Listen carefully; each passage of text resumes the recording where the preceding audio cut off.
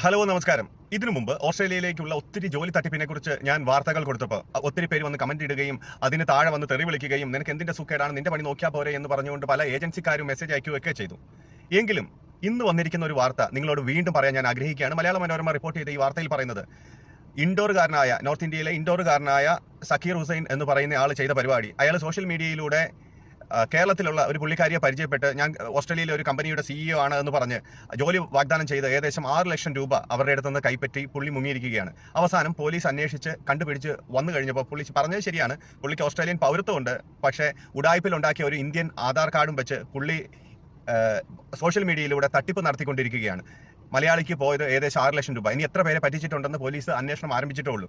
ദയവായിട്ട് നിങ്ങൾ social media, ഫേസ്ബുക്കിലും വാട്സപ്പിലും കൂടി ഒന്നും വരുന്ന ഈ ജോലി സാധ്യതകളിലെ ലിങ്കുകളിൽ കയറി ക്ലിക്ക് ചെയ്യരുത്. അങ്ങനെയുള്ളവരെ കോൺടാക്ട് ചെയ്യരുത്, വിശ്വസിക്കരുത്. ഇവിടെയുള്ള ഒരു കമ്പനിയും ഫേസ്ബുക്കിലോ വാട്സപ്പിലോ ഇൻസ്റ്റാഗ്രാമിലൊന്നും ജോലി ഒരിക്കലും വാഗ്ദാനം ചെയ്യില്ല.